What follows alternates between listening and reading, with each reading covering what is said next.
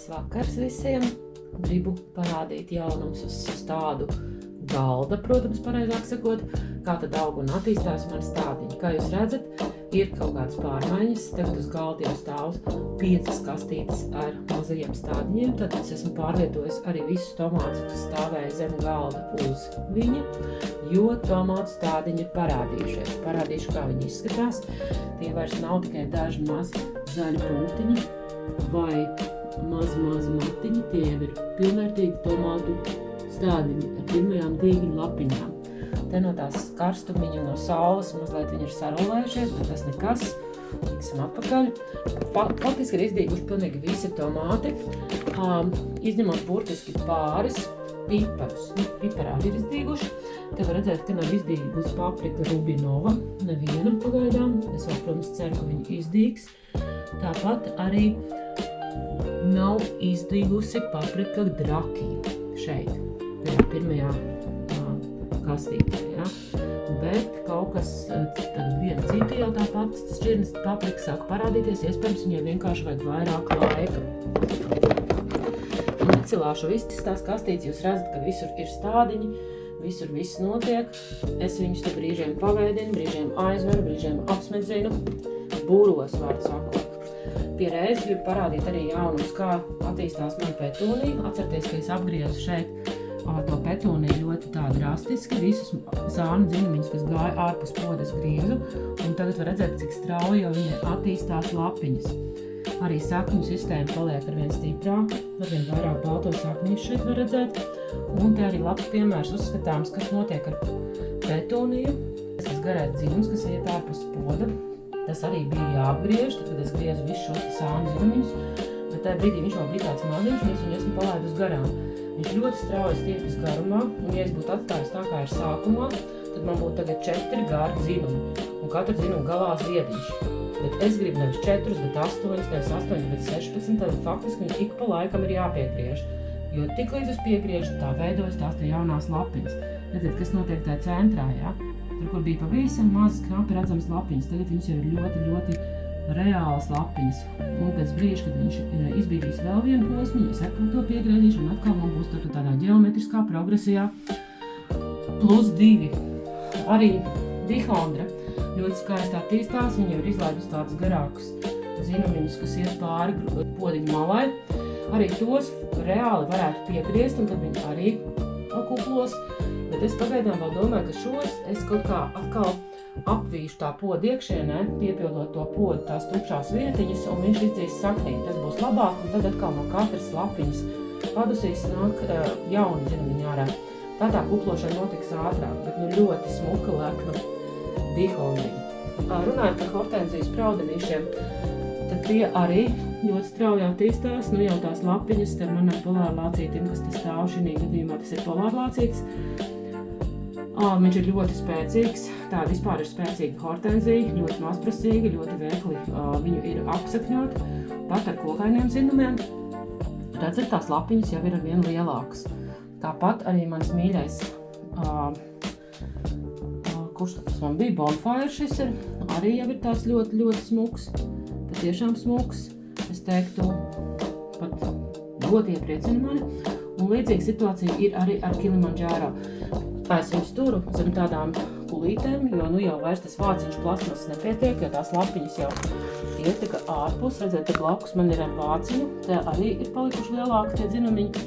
Tos dažus, kas pelēja, es tomēr izlēmu izņemt, jo nekāda veida pelējums par labu nenāk. Labāk es zaudēju pāris augus, bet toties atlikušie ir stiprāki un varenāki. Tāpēc šeit es vēl varu uzlikt tādu plasmas vāciņu, atstājot mazu šķirbiņu veidināt, bet citur es lieku tādus kulītus, jo tās lapiņas ir augstāk. Arī baziliks aug brīnišķīgi, joprojām viņš te tā aug, paliek arvien lielākas lapiņas, tā tas ir ar katru no šiem bazilikiem, pat brīdī, kad es biju sapņu fazendā un nebija, ka šeit viņu aplēja. Es pēc braukšanas prom kārtīgi savēju un viss ir kārtībā. Tāpat viss ir kārtībā arī ar petūniju spraudenīšiem, kas bija tie galotnes dzinumiņi. Lūk, viņi ir jau garāki, stabilāki, un es domāju, ka tad drīz jau varēs ieraudzīt arī kādu saknīti. Pagaidām vēl tās nav. Šo te garo dzinumiņu, kas man bija petunija, arī šo es pilnīgi noteikti nogriezīšu un apsakņošu. Jā, piemirstu parādīt vēl vienu svarīgu lietu – begoniju gumi. Tie ir gumi, ko es saglabāju leduskapī visu ziemu. Es viņus ieliku sausās skaidās un tagad tuvojoties pavasarim izņēmu un sāku modināt. Kā tad notiek modināšana? Mēs paņemam gumu, šādu te lielu kartupeli un tad, kad jūs viņu paņemt, viņš ir tāds nekāds. Tā kā šis jau izstāsta, ka man būs arī jāmet ārā, jo viņš nemostas. Tāds vienkārši sauss gums. Tad jūs paskaties, kur ir bijuši tie dzīvumi iepriekšējā un kurā pusē ir tā pusīte, kur ir bijušas saknītes. Te to var diezgan labi redzēt. Tāda apaļāka pusīte ir ar sakņām un tāda ar iedobumu ir tur, kur bijuši dzīvumi. Un liekat viņus samitrināta dvielīša gaišā vietā. Kāpēc likt uz samitrinātu dvielīšu, nevis zemē uzreiz, vai skaidās, vai vermikulītā? Pateikšu godīgi, tas strādā labāk. Šis te variants strādā labāk, jo begonijām nepatīk, ka viņām spidzina virsū tieši uz to jauno dziļumu pusīti, uz šo pusīti. Ja viņām smidzina virsū kādu mitrumu, viņi var sākt pūt tie gumi, viņus vajag modināt no apakšas. Un vislabāk tādus apstākļus panākt, uzliekot uz mitra dvielīšu. Šeit ir dažādas stadijas piemēri, tad ir gums, kas vispār nav pamodies visdrīzāk šis. Tad ir tāds, kas ir visvairāk pamodies. Šis nav manis saglabātais, šo es nopirku vienkārši deko. Tāda ļoti interesants krāsas begonija, tāda, es teiktu, tāda oranžīgi bāli, sarkanīgi, dzeltenīgi, tad viņam jau ļoti smuki mostas. Kad viņu nopirku, viņam bija pavisam knapi redzam tādu sārti pumpuriņi. Tagad jau veidojas pirmās lapiņas, var teikt, kā vietējā lielākajā tās būs lapiņas, kas apvērsies. Un šie te 3 pārējie ir manis saglabātie gumi, 2 izstās cerīgi, īpaši jau šis viens, kuram vidū jau veidojas vairāki dzinumiņi, vairākas sapņu tādas rozetītes, tā kā lapu rozetītes, sapņu fazēndā, lapu rozetītes, protams. Un tad ir vēl šis viens, kur pavisam mazītiņš tāds bumbulītis, ka ir, cik viņš tur ir reāli iespējams, man grūti pateikt. Un tā es viņus pamodinu, un tajā brīdī, kad viņam apakšā parādās saknītes, kā šiem. Te vēl nav baltas saknītes, bet te vienam man bija. Te jau sāk veidoties tādas jaunas saknītes, īpaši, kad viņas jau tādas baltākas ir.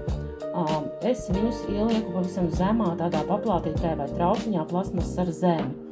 Bet tā, lai tā zemīte neapklāja to virskādu, faktiski, lai tajā zemē ir tikai apakšējā daļa, tā tumšākā daļa, kas ir tāda 1/3 no guma.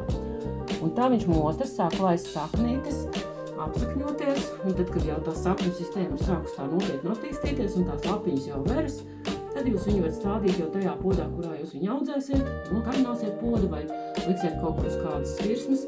Jebkurā gadījumā tad jūs varat dot jau viņam īstu tādu auglīgu daudz zemi un gaidīt, kad viņš sāk ziedēt, jo lapas aug ļoti strauji. Sākumā viņš ir lēns, pēc tam aiziet diezgan ātri. Parādīšu jums arī progresu, protams, un arī visus tos soļus, ko es tikko minēju, parādīšu uzskatām. Tā kā aiziet laiks modināt begoniju gumus. Katrā ziņā saulītes ir arvien vairāk, augi attīstās ļoti labi. Es domāju, ka mēs jau pavisam drīz varēsim atkal redzēt arvien lielāku zaļās masas pieaugumu. Tāpēc iedrošinu jūs arī mēģināt sēt, audzēt, apsakņot galotnītes un gaidīt pavasari. Un, protams, gaidīšu jūs savā kanālā Sapņu fazenda, jo gandrīz ikdienu būs kādi jauni video, vai vismaz šādi īsi video, vai arī kāds garāks. Un aicinu jums paskatīties manu līdz šim garāko video, ko es esmu uzņēmusi, un tas ir pavasaris dārzā, ja marts, dārza un sajūtas pavasarīgā dārzā. Uz tikšanos!